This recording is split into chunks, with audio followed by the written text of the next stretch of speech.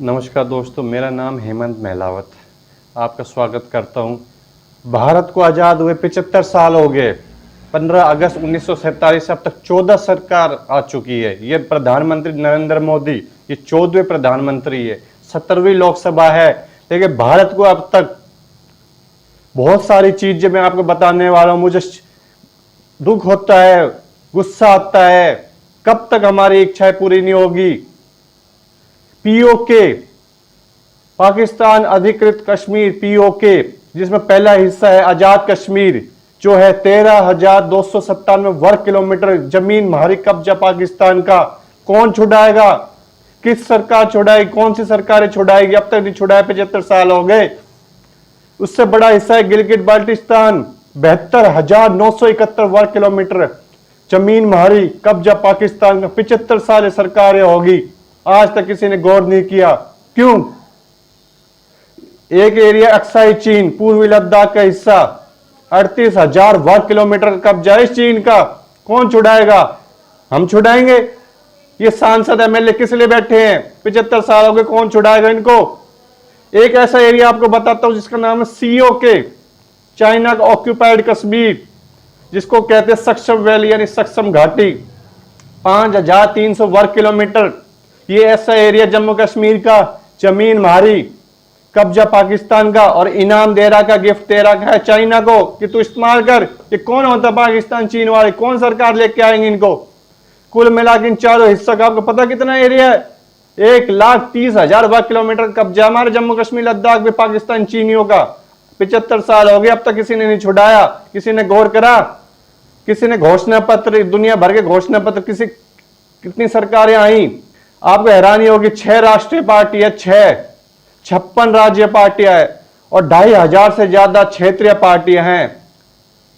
2,500 से ज्यादा सभी पार्टियों का मैं जितने भी अध्यक्ष, उपाध्यक्ष, सचिव, महासचिव, अध्यक्ष, हर चीज के एमएलए, 4,120 एमएलए, पूर्व एमएलए, 543 लोकसभा सांसद, पूर्व सांसद, और 233 राज्यसभा सांसद और पूर्व सांसद, और जितने भी सीएम पीएम है, सबको मैं अपील करना चाहूंगा, हाथ जोड़ के गौर किया जाए, हमारा पीओके सीओके अक्साई चीन लाया जाए। इसके अलावा मैं बताना चाहूंगा अखंड भारत 20 देश है कम से कम। मैं आपको बताना, जो 20 देश, Iran, Afghanistan, Balochistan, Pakistan, Maldives, Bharat, Nepal, Bhutan, Sri Lanka, Tibet, Bangladesh, Sri Lanka, Laos, Vietnam, Cambodia, Malaysia, Singapore और इंडोनेशिया। इसके अलावा मैं बात करना चाहूंगा वीटो पावर। 77 साल हो गए, भारत को वीटो पावर नहीं मिली आज तक। कौन दिलाएगा? है किसी में हिम्मत? है कोई सरकार गारंटी लेती है कि वीटो पावर दिलाएगी हमें?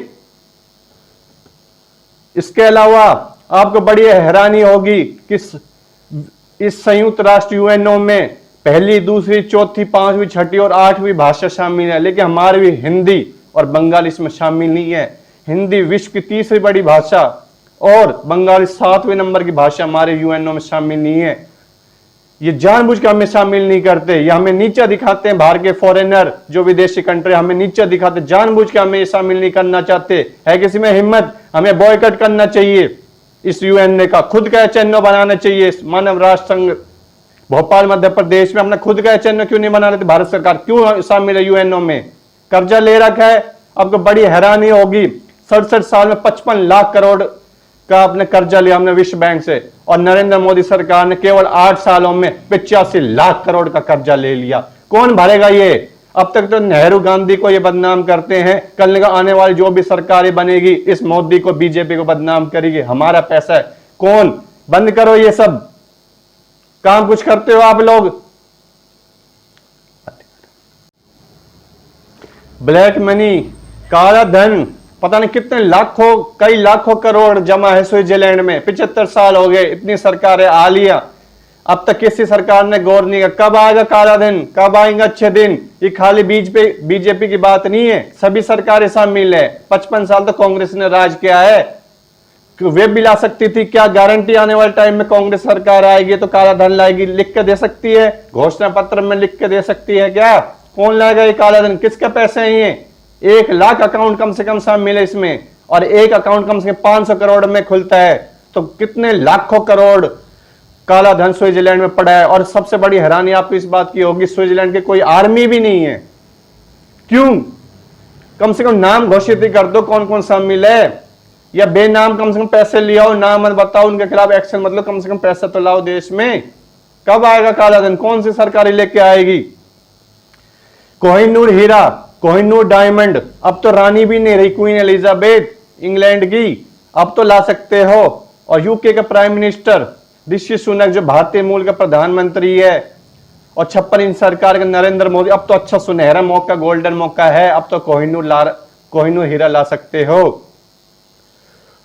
भारत एक कृषि प्रधान देश है, 56% किसान, छोटे जमींदार किसान, बड़े सब जागीरदार इसमें शामिल है। कृषि प्रधान देश है, सबसे ज्यादा आय, सबसे ज्यादा इंसान जितने मानव है, इनका कोई धर्म नहीं होता। किसान एक कौम है, एक ब्रांड है, इनका कोई धर्म नहीं, इनकी कोई जाति नहीं, इनका कोई समुदाय नहीं, इनका सब व्यवसाय है जो एक किसान है। 56% है एमएसपी, मिनिमम सपोर्ट प्राइस, यानी कि न्यूनतम समर्थन मूल्य है। कि किसी सरकार में हिम्मत? क्या कोई सरकार एमएसपी पे बिल, कानून, गारंटी बिल लाएगी?